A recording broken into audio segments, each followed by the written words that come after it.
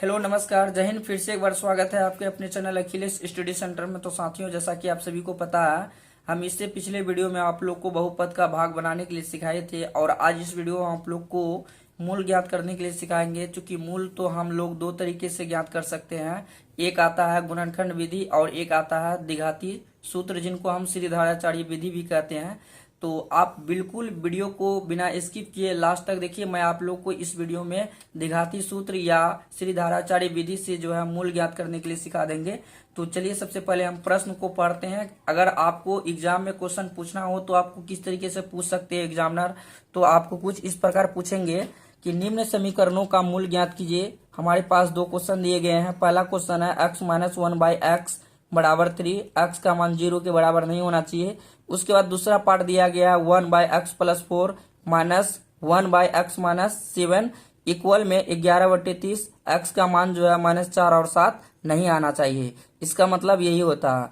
तो मैं आप लोग को जो है ये जो बड़ा सा प्रश्न दिया गया है इनको हम सोल्व करके देंगे और ये प्रश्न जो है आपके लिए होमवर्क रहेगा और इस प्रश्न का आंसर आपको कमेंट बॉक्स में देना है।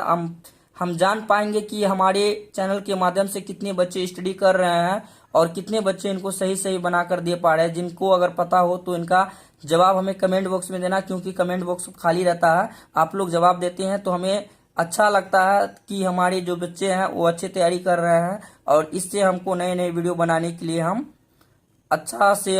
आप लोग को प्रोवाइड करते हैं। नए नए वीडियो बनाने के लिए हमारे अंदर से एनर्जी पैदा होती है। ठीक है, तो चलिए मैं आप लोग को जो है इस क्वेश्चन को सोल्व करके बताता हूं। क्योंकि इस क्वेश्चन को हम कई तरीके से सोल्व कर सकते हैं, तो मैं आप लोग को बिल्कुल आसान से आसान तरीका बताऊंगा जिससे आप क्वेश्चन को अच्छी तरीके से सोल्व कर पाएंगे।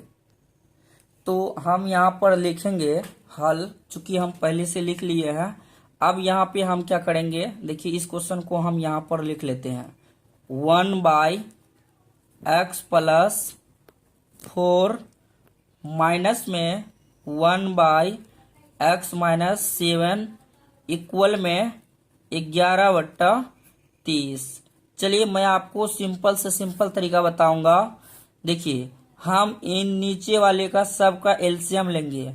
क्योंकि एलसीएम आप लोग बच्चे क्लास में पढ़ लिए हैं कि एलसीएम का मतलब क्या होता है। एलसीएम का मतलब लघुत्तम होता है। हम सबका लघुत्तम लेंगे। x प्लस 4 इंटू में x माइनस 7 और इक्वल में 30, इक्वल नहीं, यहाँ पे 30 इसका एलसीएम आएगा। तो देखिए x प्लस 4 से x प्लस 4 कैंसिल आउट हो जाएगा, तो हमारे पास क्या रह जाएगा x माइनस 7 और 30 रह जाएगा। तो इनको मैं यहाँ पर लिख लेता हूँ 30 और इंटू में x माइनस 7, माइनस का चिन्ह है तो माइनस, फिर यहाँ पे देखिए इसको हम इससे डिवाइड करेंगे तो x माइनस 7 से x माइनस 7 कैंसिल आउट हो जाएगा। तो हमारे पास जो बचेंगे ये दोनों ब्रैकेट बच जाएंगे और इन दोनों ब्रैकेट का गुना 1 में कर देंगे तो इतना का इतना ही होगा। तो हम यहाँ पर लिख लेते हैं 30 इंटू में x प्लस 4। अब देखिए 30 से 30 कैंसिल, हमारे पास x प्लस 4 और x माइनस 7 रह जाएगा। x plus 4 into x minus 7 को हम 11 से मल्टीप्लाई कर देंगे तो यहाँ पे इक्वल का चिन्ह है तो इक्वल लगा देंगे और यहाँ लिखेंगे 11 इंटू में x प्लस 4 इंटू में x माइनस 7। चलिए हम इसको थोड़ा सा और आगे बढ़ा लेते हैं। अब देखिए मैं आप लोग को एक छोटा सा कथन बताता हूँ। यदि बीच में अगर इक्वल का चिन्ह आ जाता है तो इस एलसीएम का जो है ना कोई मतलब नहीं होता है। अगर बीच में इक्वल का चिन्ह आ जाता है तो इस एलसीएम का कोई मतलब नहीं। तो आपको क्या करना है, यहाँ पे इम्प्लाई जेड का इस्तेमाल करना है। क्यों करेंगे, क्योंकि हिसाब के आगे बराबर चल रहा है, इसीलिए हम इम्प्लाई जेड का इस्तेमाल करेंगे।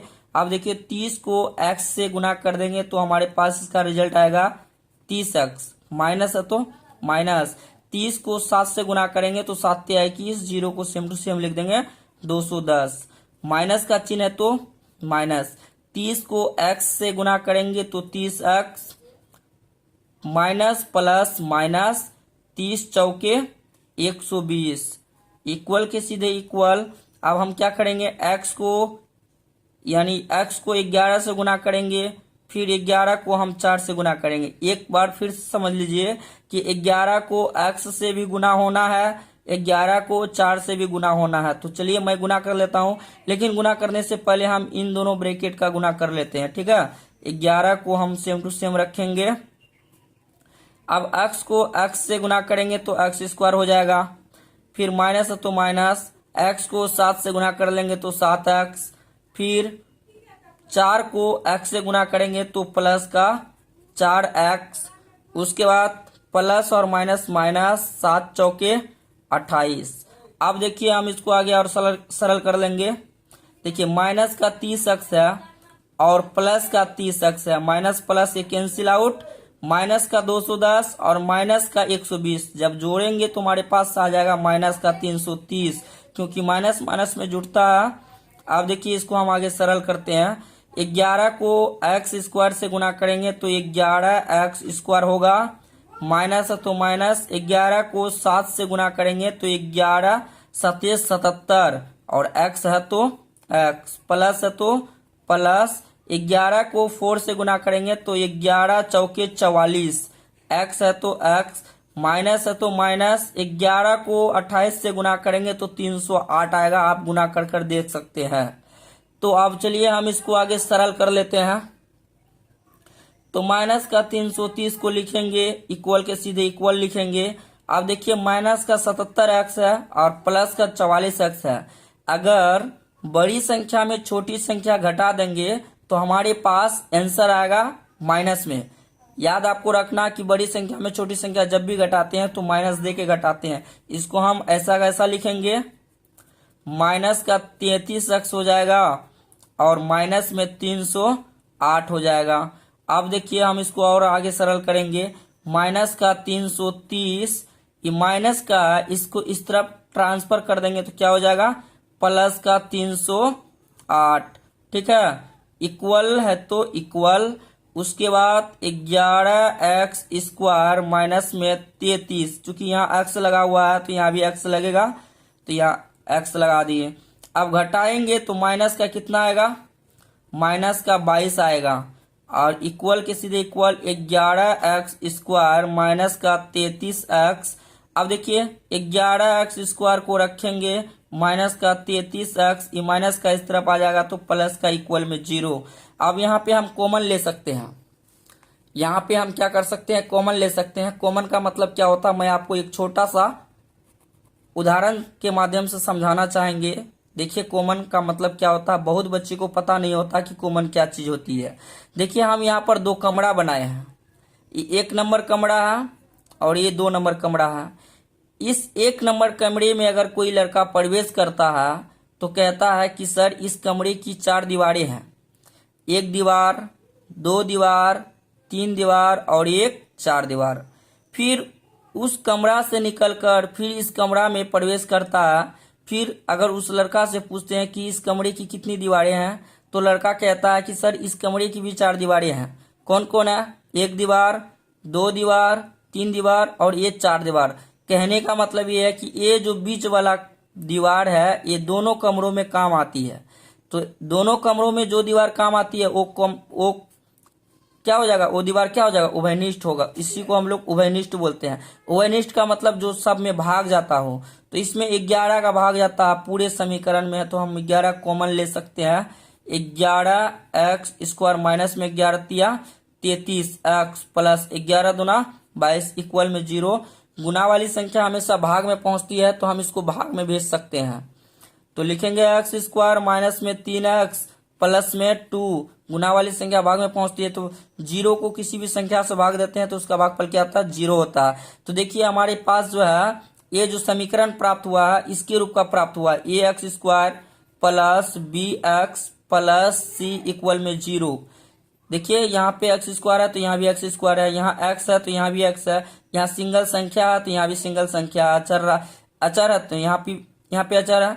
तो कहने का मतलब ये है कि ये जो समीकरण है ये इसके रूप के आ गए, और इसका रूप का अगर आ जाता है तो इतना बराबर सूत्र मालूम है ना किसका होता है, ये द्विघात समीकरण का होता है। किसका होता है, द्विघात समीकरण का ये फॉर्मूला होता है। द्विघात समीकरण का फॉर्मूला होता है, हम लोग कैसे जानते हैं कि द्विघात समीकरण का फॉर्मूला है, क्योंकि द्विघात समीकरण में जो इक्वल होते हैं ना वो बराबर में 0 होते हैं, पर द्विघात बहुपद में बराबर में 0 नहीं होते हैं। अब इस समीकरण को हम द्विघाती सूत्र या गुणनखंड विधि से भी हम सोल्व कर सकते हैं, तो मैं किसी भी तरीके से सोल्व कर सकता हूं। तो चलिए हम इस वीडियो में आप लोग को श्रीधराचार्य विधि या द्विघाती सूत्र का इस्तेमाल करके हम इस क्वेश्चन को सरल करके बताते हैं। अगर आप लोग कमेंट कीजिएगा तो मैं आपको गुणनखंड विधि से भी सोल्व कर बता दूंगा। तो चलिए यहाँ पर हम समीकरण को सरल कर लेते हैं। तो यहाँ हम लिखेंगे ए का मान, यहाँ लिखेंगे, ठीक है। तो हम इसको थोड़ा सा आगे की ओर लेके चलते हैं और हम यहाँ पर लिख लेंगे ए का मान कुछ भी नहीं है तो 1 है, तो यहाँ 1। बी का मान क्या है, बी का मान -3 है। सी का मान क्या है, 2 है। अब देखिए हम यहाँ द्विघाती सूत्र का इस्तेमाल करेंगे। तो यहाँ साइड हेडिंग में हम लिख देंगे द्विघाती सूत्र, द्विघाती सूत्र से।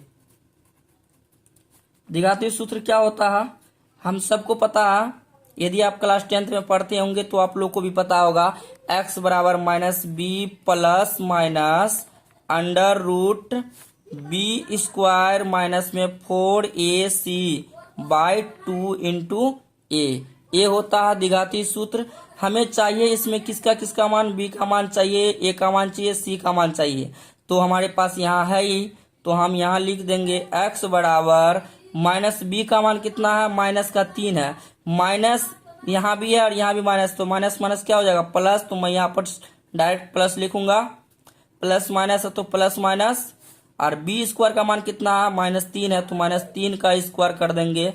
-4 इंटू ए का मान कितना है, 1 है, इंटू सी का मान कितना है, यहाँ पे 2 है, तो हम लिख देंगे 2।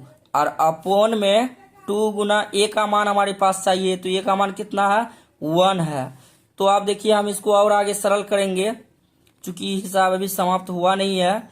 तो 3 प्लस माइनस रूट अंडर -3 का स्क्वायर करेंगे तो प्लस का 9 हो जाएगा, -4 दूना 8 और बट्टा में 2 गुना 1 करेंगे तो 2 होगा। अब यहाँ क्या करेंगे, x बराबर 3 प्लस माइनस रूट अंडर 9 में से 8 जाएगा तो 1 बचेगा और 2 है तो 2। अब यहाँ पर हम दिखा देते हैं x बराबर 3 प्लस माइनस 1 का रूट 1 ही निकलता है, बट्टा में 2 है तो 2। अब यहाँ पे हम और आगे सरल कर लेंगे। इस प्लस माइनस का मतलब होता है एक बार प्लस में लिखिए और एक बार माइनस में लिखिए। तो चलिए मैं स्थिति फर्स्ट ले लेता हूँ, क्योंकि हमको प्लस में एक बार लेना है तो हम पहले प्लस वाला को लिख लेते हैं। 3 प्लस 1 बट्टे में 2। अब देखिए 3 प्लस 1 बट्टे में 2 का मतलब क्या होता है, 3 और 1 को जोड़ देंगे तो 4, बट्टा में 2 है तो 2। 4 में अगर 2 का भाग देते हैं तो इसका भागफल कितना आएगा, 2 आएगा। फिर हम लिखेंगे x बराबर 3 माइनस 1 बट्टा में 2। और 3 माइनस 1 का मतलब क्या होता है, 3 माइनस 1 का मतलब होता है 2, अब बट्टा में 2 है तो 2 में 2 का भाग देंगे तो कितना आएगा, 1 आएगा। तो इसके जो मूल हो जाएंगे, समीकरण के मूल 2 और 1 होंगे।